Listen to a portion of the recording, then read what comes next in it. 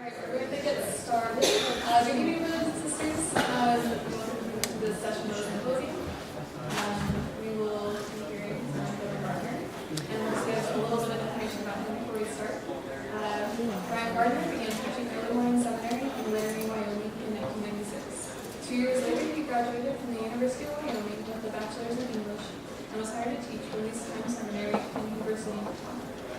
While living in Heber Valley for the next 14 years, he taught seminary and institute courses, coordinated the institute program in Heber Valley, served as the principal of Park City Seminary, and worked on various seminary institute curriculum projects in the S&I curriculum office in Salt Lake City. During that time, he also received a master's in religious education from Brigham Young University and a PhD in education from Utah State University. He has authored and co-authored various articles and book reviews in the New Era, The Religious Educator, Religious Education, Religion and Education, and Teaching Theology and Religion. He has taught at Brigham Young University, Idaho for the last 4 years, where he teaches primarily Doctrine and Covenants and Church History courses. His primary research interests include LDS Church History, the Scholarship of Learning and Teaching, and Religious Literacy. He and his wife Catherine live in Rexburg, Idaho, with their 6 children. And we'll now turn the time over to Brother Gardner.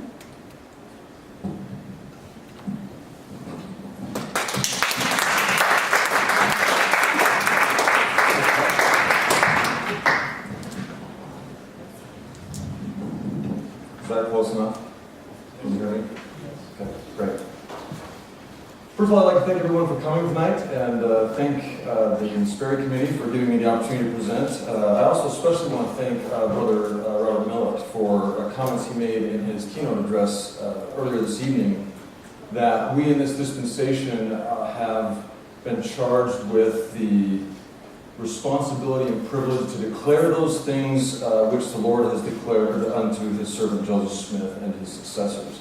I think that's a really great theme to sound at this particular symposium, and I hope that what I have to say tonight and offer can contribute to that. Speaking at the 1993 Parliament of the World's Religions in Chicago, Illinois, Elder Russell M. Nelson of the Quorum of the 12 asserted that institutional integrity and religious tolerance would be enhanced as we teach clearly and courteously the tenets of our religion. To do this, President Nelson introduced his international interfaith audience to the Articles of Faith. In his speech, he modeled how these 13 statements can be employed to convey concisely and clearly the foundational beliefs, practices, and history of the Church of Jesus Christ of Latter-day Saints. While the Articles of Faith were never intended as a comprehensive statement of LDS beliefs and practices, I'm going to attempt tonight to make a case for the Articles of Faith as an apostolically endorsed organizing framework for helping students systematically deepen their understanding of the history and doctrine of the restored gospel. As they do so, students will be better prepared to articulate their beliefs clearly and courteously, as President Nelson suggested, thus providing an environment in which the Spirit of the Lord can attend their teaching and conversations. I thought that was a fairly interesting angle for President Nelson to take at the Parliament of the World's Religions to use the Articles of Faith. And so I want to look at just a couple of other examples where some of our modern apostles have endorsed or recommended the Articles of Faith as a framework for studying and teaching the gospel. So this was 5 years after Elder Nelson's Parliament of World Religions talk, and he said, he was kind of reminiscing about the recent sesquicentennial celebration and what an opportunity that gave us as a church to further proclaim the restored gospel. And he said, is this going to be just a moment, or are we going to use this to jumpstart a new attempt to really articulate our beliefs to the world?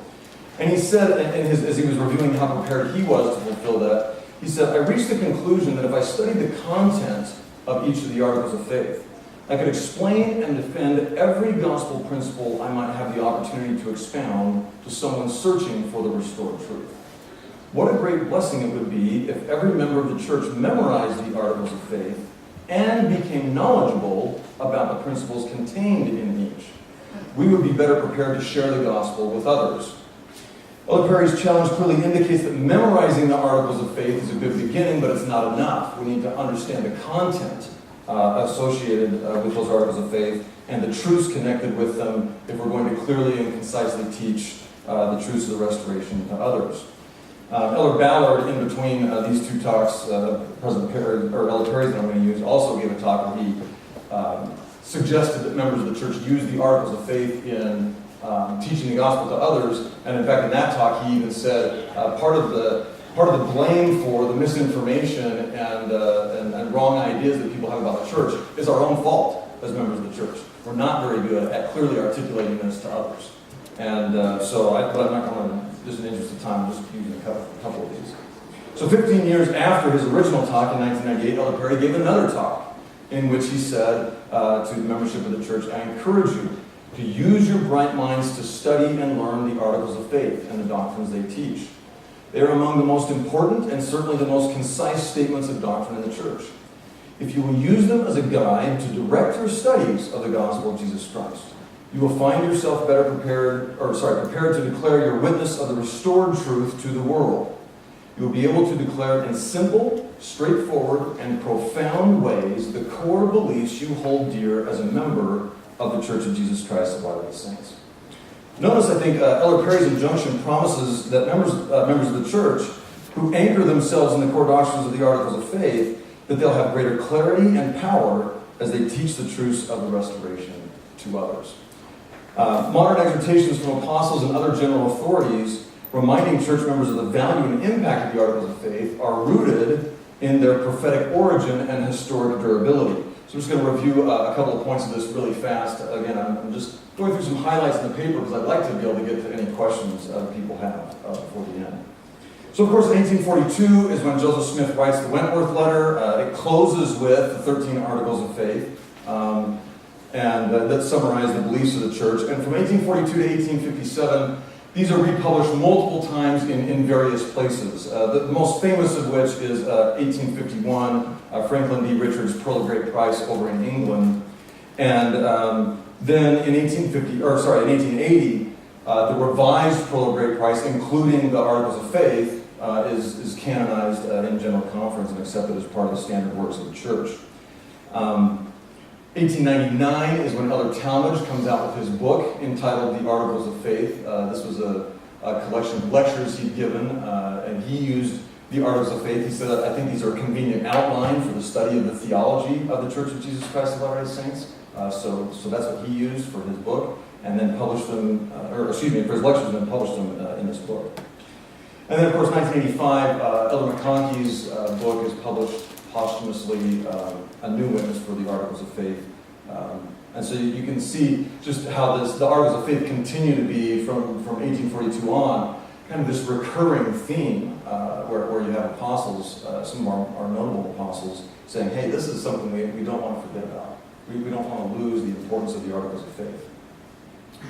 The value of the Articles of Faith as a guide in faith and conduct, that's Elder Talmage's phrase, is further supported in the modern era by their frequent use in General Conference, by general authorities and other auxiliary leaders. So on this table here, what I've done is I just went through and I counted up the number of times that any article of faith or groups of articles of faith or the articles of faith as a whole were used in General Conference by decade. So 1950s, you can see that many. I think it's interesting in the 1960s, there seemed to be a surge. That might be its own little research project. Why would the brethren go back to the Articles of Faith so much in the 60s? Yeah, some people who lived through the 60s may understand why. But again, back in the 1990s then, another little bit of a surge. And 2001 to 2016, to date, and this doesn't count October, I looked on the scriptures.byu.edu website. They didn't have that updated yet, so I couldn't count those ones. But we've already had 59 up through April of this year. So we're kind of seeing, again, a little bit of a surge in the use of the Articles of Faith, which I just think is interesting, that the brethren continue to think that, hey, this is important, that we use these to teach the restored gospel. So this historical background that I've just kind of been reviewing quickly kind of provides a backdrop for examining just a few anecdotal examples that I go through in the paper.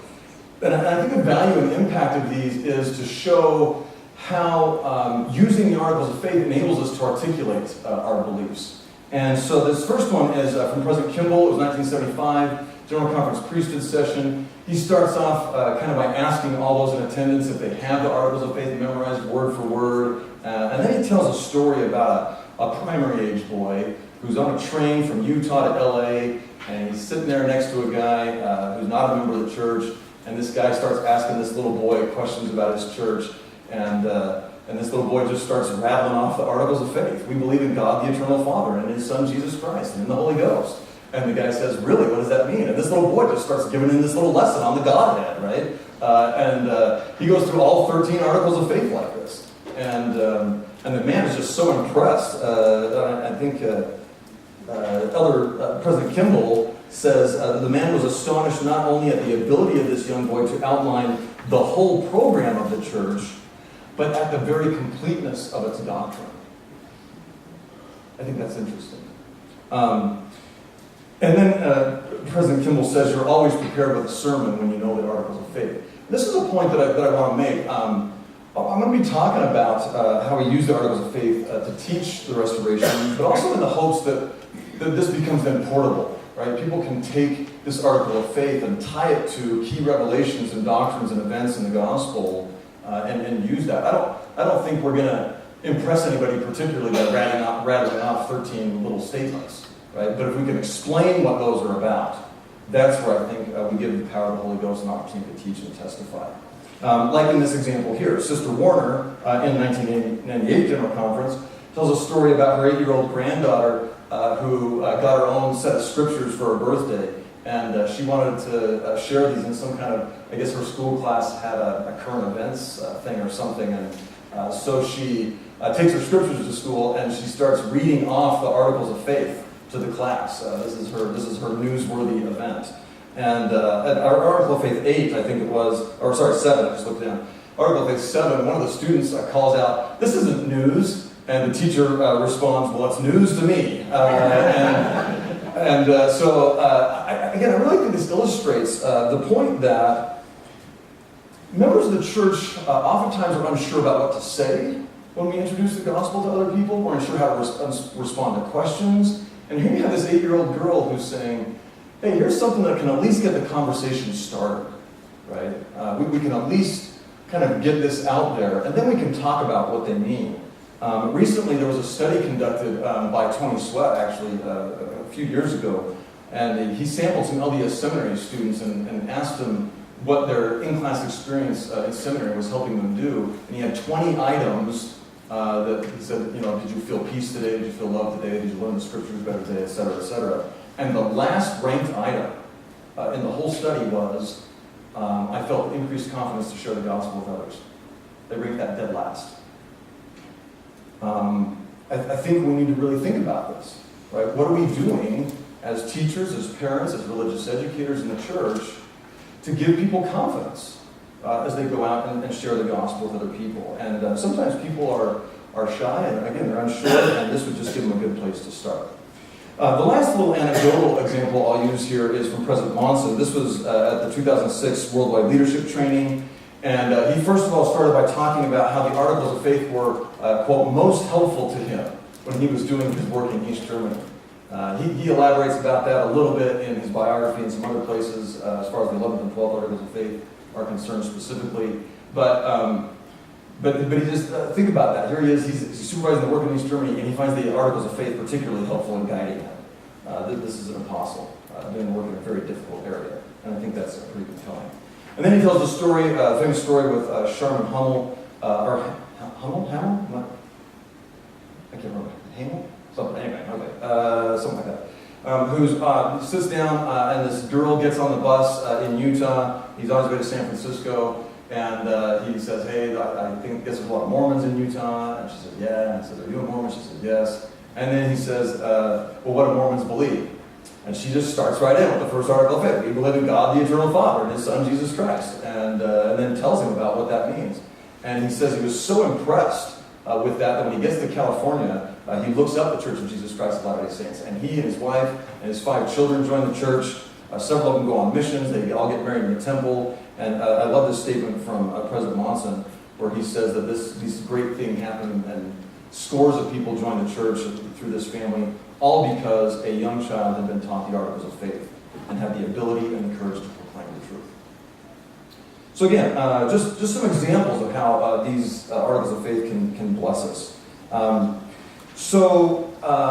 think these three experiences just demonstrate how, as it says in Doctrine and Covenants section 1, the weak things of the world shall come forth as ambassadors of the restoration, that every man and woman might speak in the name of God the Lord, even the Savior of the world, that the fullness of my gospel might be proclaimed by the weak and the simple unto the ends of the world.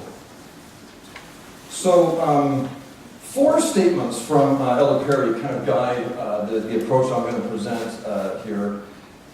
First of all, he says, he's emphasizing this idea that we need to study the doctrines they teach. We're not just talking about memorizing the articles of faith, but what are the doctrines connected with each of those articles of faith? And how can we understand those through the lens of the restoration, the revelations and history of the restoration? Secondly, we need to become knowledgeable about the principles contained in each. We need to seek the deep meaning contained in these simple articles of faith. And we need to use them as a guide to direct their studies of the gospel of Jesus Christ so they will find themselves prepared to declare their witness of the restored truth to the world. So how might we do that? How might we approach this in a way that can integrate the history and doctrine of the church together in a study of the articles of faith to accomplish that? I need to say before I show slides of several tables about how we might go about doing this. I need to say before we do this that there's going to be a couple of columns, and these aren't going to be comprehensive. There's more complete lists in the article in the book, and there's even more complete lists than I use in class, and that we use in our classes at BYU Idaho. These are just samples. I can't obviously fit everything on the slide, so please don't look at these and go, oh, how could he possibly left that revelation out? Well, I can't put everything, people, so you're going to have to be a little patient with that, okay?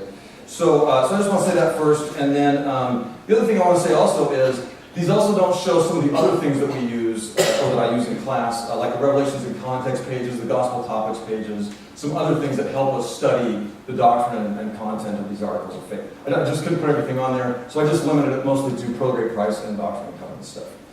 So one way we can look at the articles of faith is to say, okay, articles of faith 1 through 4, primarily, not exclusively, but primarily, deal with issues of theology and soteriology. Theology, of course, is about the study of God and the relationship between humans and the divine. And soteriology is the branch of theology that focuses on salvation. So what is salvation? How is salvation made possible? What is the nature of salvation? What does it mean to be saved? And all those kinds of things. So here's a table. I'm going to come around here. I hope it's okay, so I can see it a little better and just talk. So Article of Faith 1 has to do with doctrinal subjects like, again, these aren't comprehensive, but the Godhead, fatherhood of God, divine sonship of Christ, our relationship to deity, and so forth. And then there's just a few key events and revelations we might tie into that. Right? So this isn't a chronological approach, it's not a historical approach. It's an approach that says, hey, let's look at the articles of faith, and when we say we believe in God the Eternal Father and in His Son Jesus Christ and the Holy Ghost, well, what do we believe about that as Latter-day Saints that's unique? What does the restoration contribute to our understanding of that? And what are some key revelations and events that we can tie to that help us understand why we believe that? Why do we believe in the Godhead differently than the rest of the world believes in the Trinity, for example?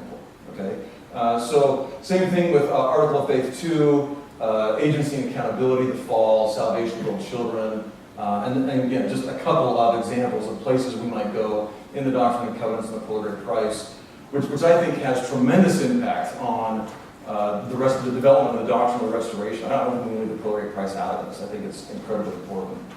And then Articles of Faith 3, you see some examples there. And again, you might look at that and you say, well, Articles of Faith 3 and 4 doesn't specifically mention redemption of the dead. Yes, I know, but that's, I think, what Elder Perry is talking about, right? He's saying we need to understand the doctrines and principles contained and connected with those articles of faith. So when we say we believe that through the atonement of Christ, all mankind may be saved by obedience to the laws and ordinances of the gospel. Our understanding of that balloons and expands in the restoration because of these revelations that have to do with the redemption of the dead.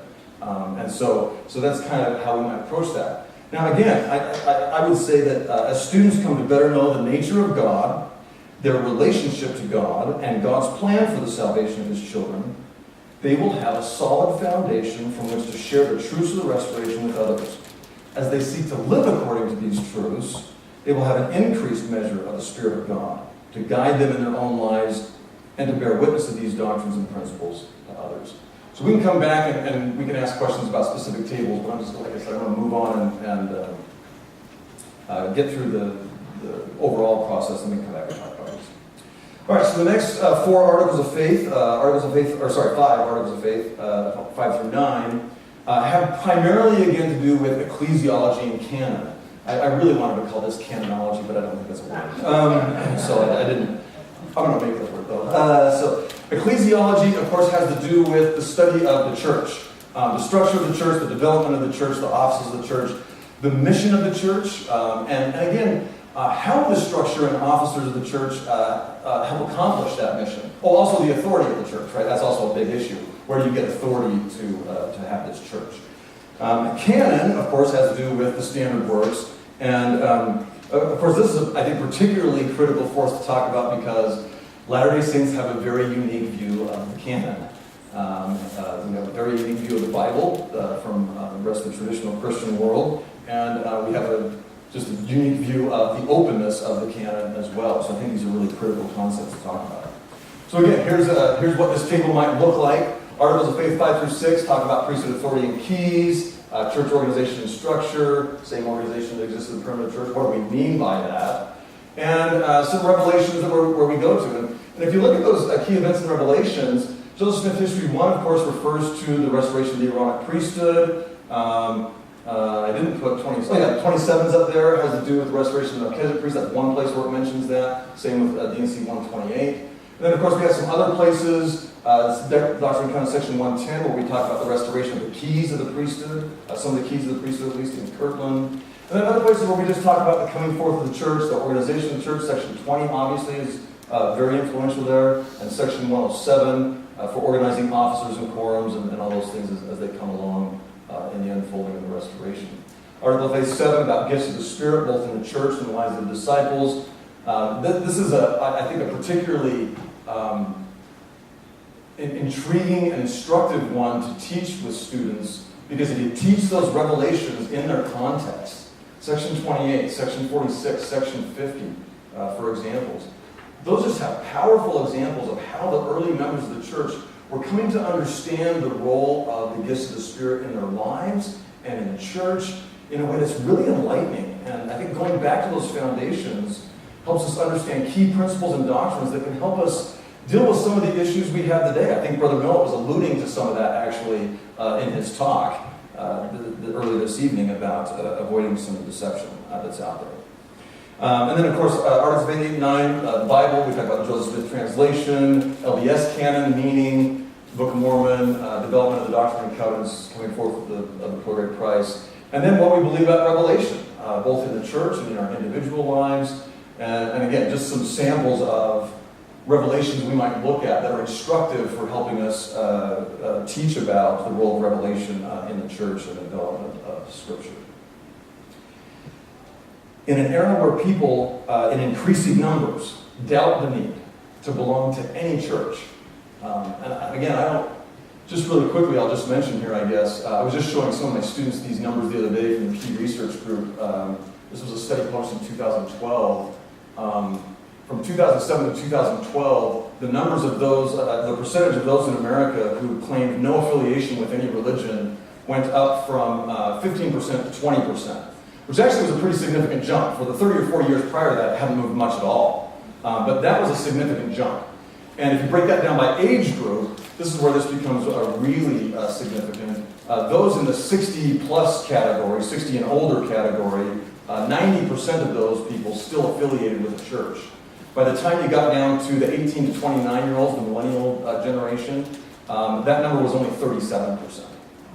And then I showed them another chart after that showed that of those who are unaffiliated, 88% of those say they aren't looking.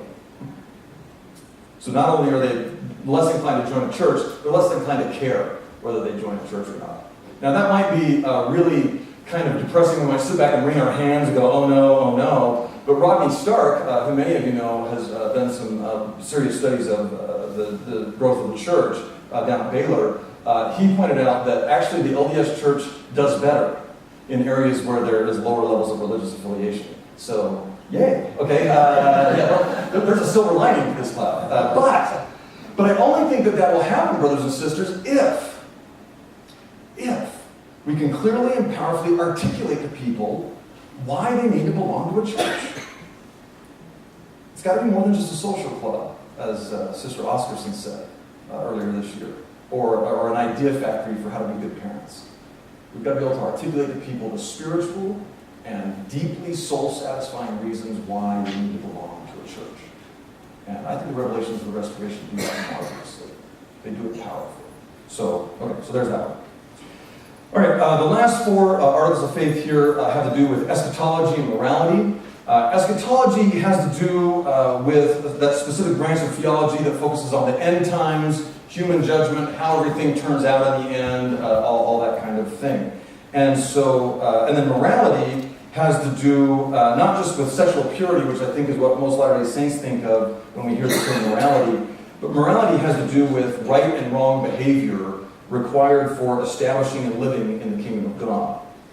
So we have these four articles of faith here broken down again. Key doctrinal subjects. Article of Faith 10 is where we can talk about the gathering of Israel, the importance of missionary work, and how we're going about that. How they went about it in the early church, but how we're going about that today as well. We can talk about Zion, again, how they went about that in the early church, how we're going about that today. Talk about the second coming, the millennium, several key revelations up there that illustrate those. Articles of Faith 11 and 12, people might look at those and go, what does that have to do with either eschatology or morality? Well, I suppose as far as reading the signs of the times go, as Elder Millett talked about, it might have something to do with eschatology. But it certainly has to do with morality in this, as exemplified by this statement from the LDS Gospel Topics page on citizenship. I'll just quote a portion of that.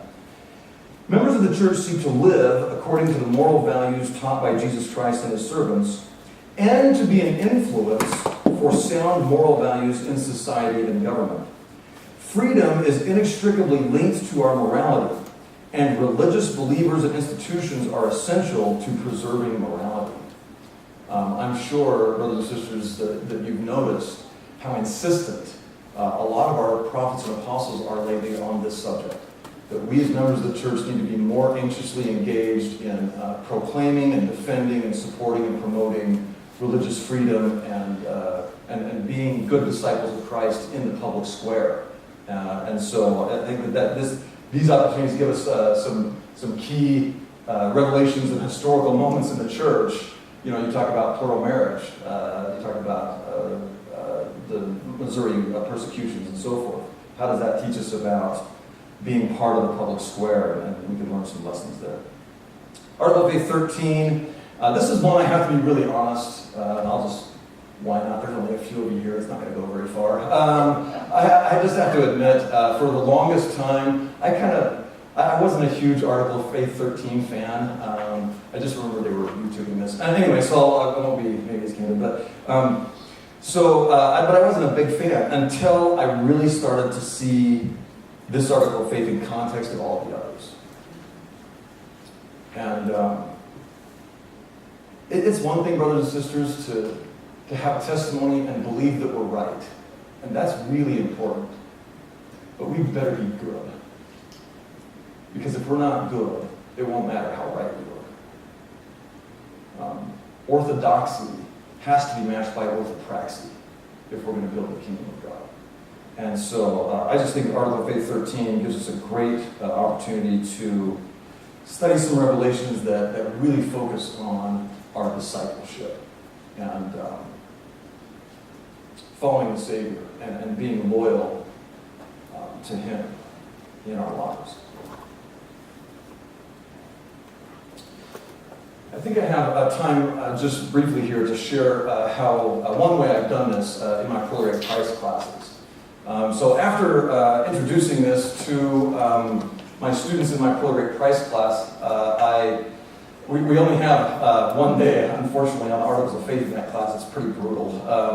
but I introduce them to this actually. I give them these definitions, I kind of do this, and then I say, okay, so I get the definitions, I have them write them on a piece, make columns on a piece of paper, and I said, okay, now that you know what theology, soteriology, ecclesiology, canon, morality, eschatology all are, I want you to sort the articles of faith by which category you think they go in, okay? So they do that, and I said, you can put them in more than one category if you want, I don't really care, but just sort them that way. And so then they do that, and then I give all my students in class a card. And I say, now, I want you to write on this card any question that a sincere non-member might ask you about the beliefs or practices of the church, okay? And I tell them, look, no where are your horns, none of the silly stuff, okay? But somebody who's being really genuine and being really sincere, they want to know some things about the church. So write your question down. So they write them all down, I gather them up, I shuffle them back out to everybody, and so they have a different question than the one they wrote down. And I say, now what I want you to do is I want you to look at that question, and I want you to decide if you think that that question has to do primarily with theology, soteriology, ecclesiology, morality, right? What do you think is the real root of that question? And so then they do that, and I say, okay, now that you've thought about that, think about how you might use articles of faith that you categorized there as having to do with that subject as a springboard into answering that question. And I say, look, you're not going to recite the articles of faith as the answer to the question, because they're probably not the answer to the question. But you're going to use what you know about the doctrines and principles connected with the articles of faith to respond to that question in a thoughtful way. And it's been a really great exercise for my students. I have a lot of students after that, and again, this is just anecdotal, but I have a lot of students who come back after that and are like, wow, I had no idea the articles of faith could be so useful.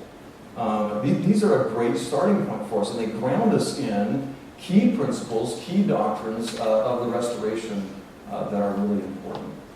So that's one way that we might go. So there's an overview, and there's an example of how we might do that. I guess I want to just, I knew that this would only take about a half an hour, and we'd have some time for questions, I hope. I know it's late, so you probably want to go home and get cozy on a reading night, but I hope we'll have some discussion. So I want to just conclude by saying this. Over the last 170 years, the Articles of Faith have stood as a succinct summary of the most basic tenets of the Church of Jesus Christ of Latter-day Saints. They're not comprehensive. They were never meant to be. But it's a good outline. They can be a powerful organizing framework for helping students deepen their understanding of and ability to teach the doctrine and history of the Restoration. Elder McConkey's closing exhortation in A New Witness for the Articles of Faith encourages teachers and students to not only study the truths associated with the Articles of Faith, but to incorporate the saving truths and doctrines and principles therein into their lives. And here's what he said. It is the hope and prayer of this disciple that the doctrines announced and the truths taught in the Articles of Faith may live in the hearts of the Latter-day Saints and of all who will yet join with them, which is in striving to gain that eternal life, which is the greatest of all the gifts of God. There is no salvation in an unused truth. It is only when men conform to the truth and make it a part of their very being that they advance and progress and finally qualify to return to the eternal presence. I believe studying and living according to the truths contained in and connected to these 13 simple statements will provide us with a sure foundation for both faith